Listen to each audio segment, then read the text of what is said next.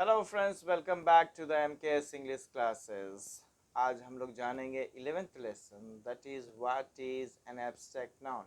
भाववाचक संज्ञा किसे कहते हैं। तो भाववाचक संज्ञा किसे कहते हैं, इसे जानने से पहले हम लोग कुछ इसमें मैंने ट्रिक अपनाया है कि शब्दों के लिए बच्चे लोग स्टूडेंट जो है से शुरुआती दौर में शुरुआती के समय में शब्दों का ज्ञान नहीं रहता है, तो इसके वजह से बच्चे लोगों को एब्स्ट्रैक्ट नाउन पहचानने में बहुत ही दिक्कत होता है। तो मैंने कुछ ट्रिक दी है, उसके बाद हम लोग उसके बारे में बात करेंगे और आप समझ भी जाएंगे। तो चलते हैं सबसे पहले डेफिनेशन में।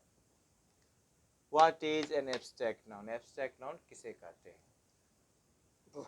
Answer is an abstract noun is the name of some quality, state, feeling or idea that we can only think of or feel but cannot see or touch।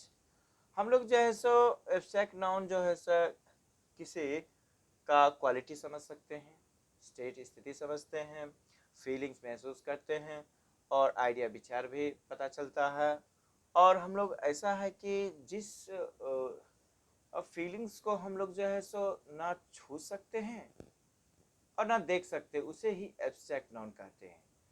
तो इसमें बहुत ही जटिलता तो नहीं है, लेकिन एक बात तो सोचने लायक है कि जिसे हम छू नहीं सकते हैं और जिसे हम देख नहीं सकते हैं उसे ही हम एब्स्ट्रैक्ट नाउन कहते हैं। Oh, this is somewhat incredible, but we have to know about this। तो एग्जांपल्स में चलते हैं। मैंने कुछ ऐसा ट्रिक बनाया है कि जिस शब्द के अंत में, तो देखते हैं कि जिस शब्द के अंत में कुछ क्या रहता है तो वो एब्स्ट्रैक्ट नाउन कहलाता है। तो सफिक्सेस का मैंने इस्तेमाल किया, सफिक्स का इस्तेमाल मैंने किया है उन शब्दों में। जैसे कि यहाँ देख सकते हैं, शब्दों के अंत में टी एच का प्रयोग करें, एन ई डबल एस का प्रयोग करें, डी ओ एम डैम का प्रयोग करें और एच डबल ओ डी का प्रयोग करें या एस एच आई पी का शिप का प्रयोग करें। तो ये शब्दों के अंत में है यदि T H, N E double S, dom, hood और शिप, तो इसे ये जिस शब्द में ये सब लगा रहेगा यानी शब्द के अंत में रहता है उसे हम एब्स्ट्रैक्ट नाउन कहते हैं। जैसे उदाहरण में देख सकते हैं कि डेथ है, एक ग्रेटनेस है, विजडम है, चाइल्डहुड है, फ्रेंडशिप है। यानी कि इसका अर्थ है सो मृत्यु, ग्रेटनेस महानता, विजडम बुद्धिमत्ता, चाइल्डहुड बचपन और फ्रेंडशिप है यानी दोस्ती। ये सारे जो हैं सो आपके एब्स्ट्रैक्ट नाउन हैं। अब देखते हैं कि एक ऐसा जो स्वतंत्र है, जिस तरह की हम कह सकते हैं लव। तो शुरुआती दौर में बच्चे लोग हड़बड़ा जाते हैं, लव लव के बारे में बोलना नहीं चाहते हैं। कुछ स्टूडेंट्स ऐसे होते कि लव क्या, मैं उन लोगों से पूछता हूँ कि क्या तुम लव महसूस किए हो, क्योंकि एब्स्ट्रैक्ट नाउन है तो क्या तुम लव महसूस किए हो। कहता नहीं sir, I have never felt the love and I don't love anyone. तो ये हड़बड़ा जाते, सोचते हैं कि एक गर्लफ्रेंड को ही लव किया जा सकता है। ऐसा बात नहीं है, आप पेरेंट्स को भी कर सकते, दुनिया में जितने भी व्यक्ति होते हैं सबको आप प्रेम कर सकते, वस्तु को भी कर सकते हैं। तो मैं उसे यही बात समझाता हूँ कि देखिए, जिस वस्तु को, जिस व्यक्ति को ज़्यादा लाइक करते हैं उस समय, जिस समय आप लाइक करते हैं वही फीलिंग लव कहलाता है, इसके अलावा कुछ भी नहीं है। तो मैं कहता हूँ कि आप यदि ज़्यादा लाइक करते हैं at that time, at that moment, and that is called love.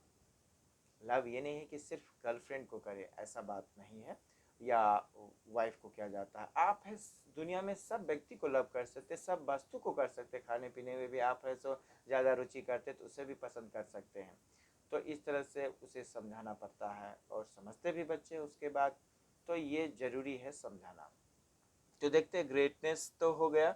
अब एयर देखिए, हवा को भी आप है सो महसूस करते हैं, देख नहीं सकते, तो इसलिए इसे हम एब्स्ट्रैक्ट नाउन कहते हैं। अब फियर है मीन्स डर, डर को भी आप महसूस करते, देखते नहीं है। अब पेन है, पेन को भी आप जो महसूस करते हैं, you never see it, etcetera and etcetera. There are lot of words of abstract noun, so you must know the meaning and then only you can say whether it is common noun, collective noun or abstract noun or any other types of noun। so traditional grammar के मुताबिक ये last kind से abstract noun। we will go to the modern grammar।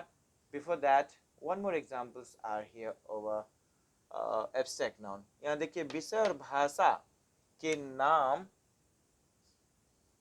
को हम abstract noun कहते हैं। जैसे कि यहाँ देखिए इंग्लिश से, इंग्लिश दोनों है, विषय भी है और भाषा भी है। तो जब एक बात तो जरूर है कि जब हम बोलते हैं तो भाषा हो जाता है, लैंग्वेज, और जब हम पढ़ते हैं तो सब्जेक्ट हो जाता है। और देखिए हिंदी, हिंदी भी वैसा ही है, जब हम बात करते हैं तो लैंग्वेज हो जाता है और जब पढ़ते हैं तो विषय बन जाता है। फिजिक्स और केमिस्ट्री ओनली सब्जेक्ट है और मैथमेटिक्स भी ओनली सब्जेक्ट है। तो ये सब जो है सो एब्स्ट्रैक्ट नाउन के अंतर्गत आता है। यानी कि कहा जाता है कि आर्ट्स और साइंस के विषय जितने भी होते हैं सारे के सारे एब्स्ट्रैक्ट नाउन होते हैं।